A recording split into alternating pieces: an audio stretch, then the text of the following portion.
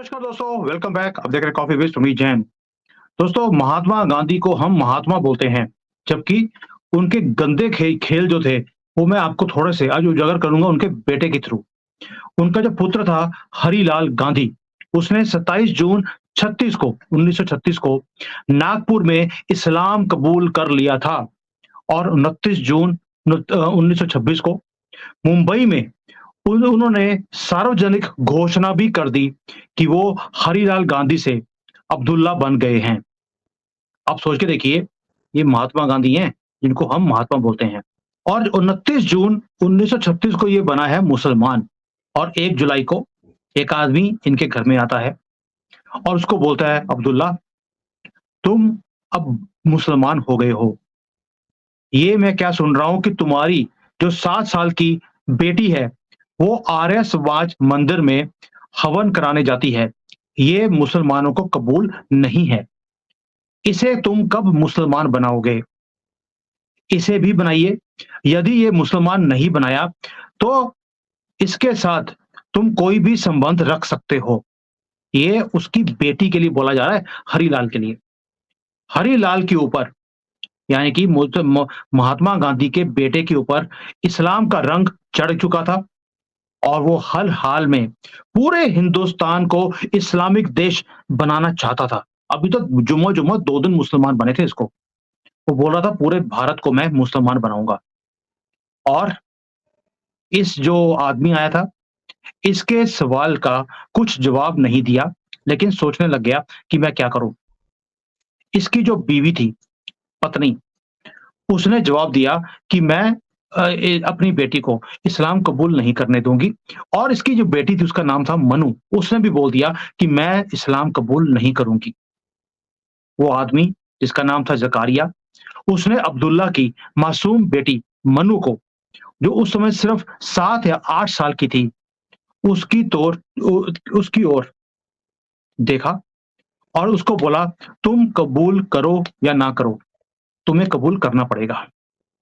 यदि तुम इस्लाम कबूल नहीं करोगी, तो तुम्हें मुंबई की चौपाटी पर नंगा करके, तुम्हारी बोटी-बोटी करके चील और कौओं को खिला दी जाएगी। ये 1936 की बात है और किसके सामने? महात्मा गांधी के बेटे के सामने। फिर यही हरिलाल को चेतावनी देते हुए बोला, अब्दुल्ला, लड़कियां और औरतें अल्लाह की और मुसलमानों को दी गई नेमतें हैं।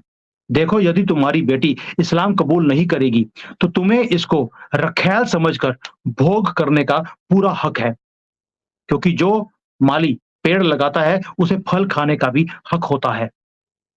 यदि तुमने ऐसा नहीं किया, तो हम इस फल को चौराहे पर सामूहिक रूप से चखेंगे। हमें हर हाल में हिंदुस्तान को मुस्लिम देश बनाना है और पहले हम लोहे को लोहे से ही काटना चाहते हैं। कहकर वो आदमी तो चला गया और हीरालाल, उसके दिमाग में ये बात बैठ गई और उसी रात उस मूर्ख नए-नए अब्दुल्ला ने अपनी नाबालग बेटी का नख तोड़ डाला, यानी कि उसका शिकार कर दिया अपनी हवस के चक्कर में।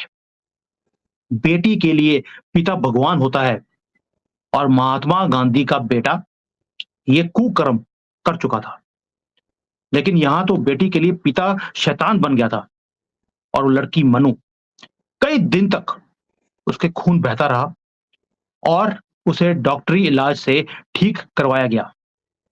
आप सोच के देखिए, ये महात्मा गांधी के बेटे की मैं कहानी बता रहा हूं और ये सब लिखा हुआ है किताबों में, लेकिन हमारे से छुपाया गया। आप कल्पना कर सकते हैं कि उन नन्ही बच्ची के ऊपर क्या गुजरी होगी? ऐसा है इस्लाम के अंदर की स्थिति। और उन दिनों जब मनु पीड़ा से कराह रही थी, तो उसने अपने दादा महात्मा गांधी को खत लिखा, जो तब तक अपनी जो है ना अपने ही उसमें थे, हवा में। बापू के नाम से सारी दुनिया में प्रसिद्ध हो चुके थे वो। बापू बोलते थे उनको। तो बेटी ने भी देश के बापू को एक खत लिख दिया और बापू ने साफ कह दिया कि इसमें मैं कुछ भी नहीं कर सकता हूं। अगर तुम्हारे पिता ने रेप किया है, तो क्या फ़र्क पड़ता है? इसके बाद मनु ने अपनी दादी कस्तूरबा को खत लिखा। खत पढ़कर दादी जो थी कस्तूरबा जी, उसकी रूह कांप गई। फूल सी पोती के साथ ये कुकर्म वो भी पिता द्वारा वो सहन नहीं कर सकती थी। और कस्तूरबा जी ने 27 सितंबर यानी कि ये अगस्त में काम हुआ है, जुलाई में, और इस सितंबर में जाकर उन्होंने अपने बेटे अब्दुल्ला को पत्र लिखा और बेटी के साथ कुकर्म ना करने की अपील करी और साथ ही पूछा कि तुमने धर्म क्यों बदला है और तुमने तो गौ मांस ओपनली खाना शुरू कर दिया। कस्तूरबा ने बापू से भी कहा कि अपना बेटा हरि मुसलमान बन गया है, तुम्हें आर्य समाज की मदद से उसे दोबारा शुद्धिकरण करना चाहिए और हिंदू दोबारा बनाना चाहिए। और गांधी ने बोला ये असंभव है। क्यों? क्योंकि देखो मैं खुद शुद्धिकरण जो है इसके आंदोलन के बीच में बैठा हूं, इसका विरोध कर रहा हूं। अगर हिंदुओं को मुसलमान बनाया जा रहा है तो बनाने दीजिए, उनको वापस हिंदू बनाने की कोई जरूरत नहीं है। और गांधी जी ने बोला कि मुझे इस्लाम अपनाने में बेटे के अंदर कोई भी बुराई नहीं लगती है, इसमें एटलीस्ट वो शराब पीना बंद कर देगा मुसलमान बनने के बाद। और कस्तूरबा जी ने कहा वो तो अपनी ही बेटी से बीवी जैसा बर्ताव कर रहा है, हद होती है निष्ठा की, क्रूरता की। और ये सब मुसलमानों में ही संभव रहता है, जहां स्त्रियां, जिसको बोलते हैं कि एक इस वस्तु की तरह यूज की जाती है। और गांधी जी ने बोला अरे नहीं, वो तो ब्रह्मचार्य का प्रयोग कर रहे हैं, जैसे मैं भी अनेक औरतों के बीच में रहता हूं नंगा होकर, ये चेक करने के लिए कि मैं जो अपना ब्रह्मचार्य का व्रत है उसकी परीक्षा लेता हूं, मुसलमान भी ऐसा ही करते हैं। तो ये सब कुछ एक पुस्तक में लिखा है, मेरे सत्य के प्रयोग, ये गांधी जी की बुक में लिखा है, मैं अपनी तरफ से कुछ नहीं बोल रहा हूं आपको। कस्तूरबा जी ने गांधी जी को बोला कि मैं तुम्हारे और तुम्हारे बेटे के कुकर्म पर शर्मिंदा हूं।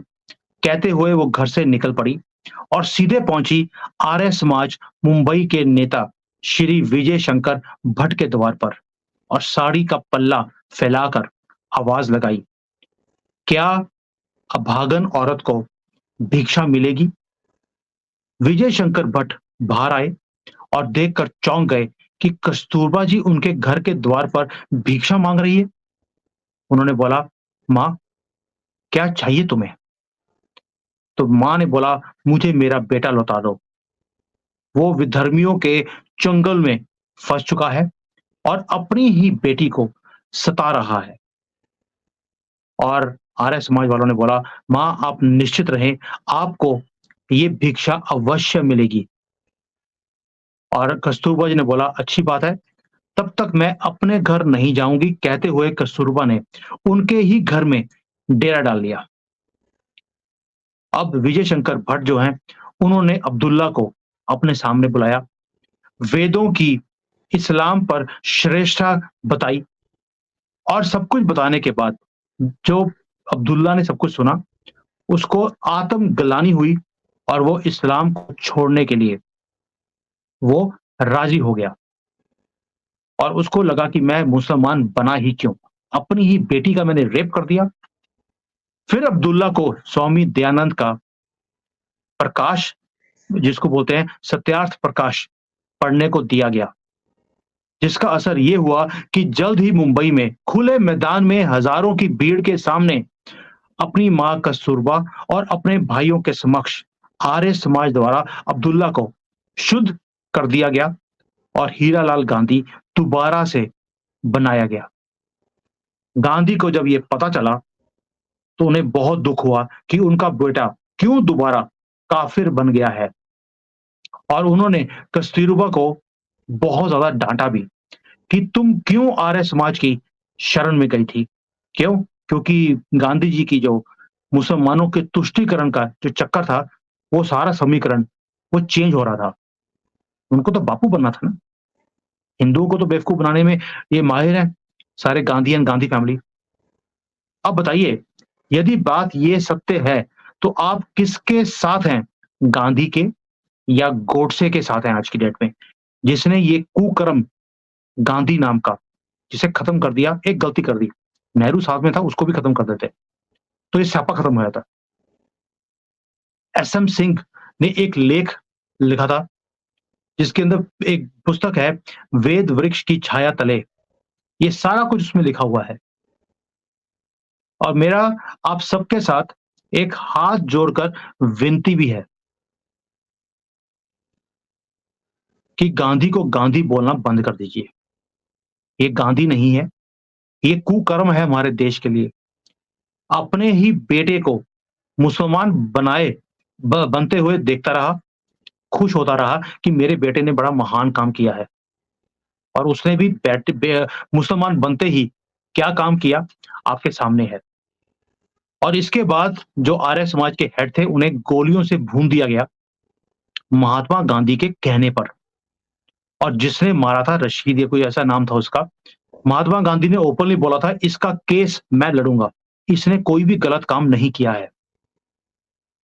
क्योंकि आर्य समाज वाले मुसलमानों को दोबारा से हिंदू बनाते जा रहे हैं, ये मैं बर्दाश्त नहीं कर सकता।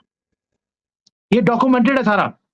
मैं अपनी तरफ से कुछ नहीं बोल रहा हूं दोस्तों, ये सच्चाई है। सो कॉल्ड महात्मा गांधी की, जिसे हमें पढ़ाया गया कि वो महान थे। महान क्यों थे? क्योंकि वो मुसलमानों को बढ़ावा देते थे, उनको कंट्री दे दिया और साथ में जहादियों को यहाँ पे रख दिया। जब आपने कंट्री दे दिया तो इन गधों को जाने देते वहां पर? नहीं जाने दिया कि नहीं मेरे मुसलमान अगर चले जाएंगे तो मैं महात्मा कैसे कहलाऊंगा। मैं तो महात्मा कहलाने के चक्कर में हमारी बात लगा दी। तो ये महात्मा के ही गंद डाला हुआ है, जो उसके बाद नेहरू ने कंटिन्यू रखा। इसलिए नेहरू को प्रधानमंत्री बनाया गया, पटेल को नहीं। क्योंकि पटेल को बनाया होता तो सारे मंदिरों के जो स्यापे थे, जैसे सोमनाथ का उन्होंने सेटल कर दिया था 47 में ही, वो राम मंदिर भी सेटल कर देते, मथुरा भी सेटल कर देते और इन कॉकरोचों को उठाकर बाहर फेंक भी देते। डंडे से काम लेते थे वो, वही काम अमित शाह लेते हैं आज की डेट में। इसलिए सारा इकोसिस्टम उनके पीछे पड़ा हुआ है। दोस्तों ये सच्चाई है हमारी हिस्ट्री की। और हमें पढ़ाया क्या गया कि महात्मा गांधी कितने महान थे। हम फूल चढ़ाते हैं और वहां पे जाकर माथा टेक कर आते हैं। उससे तो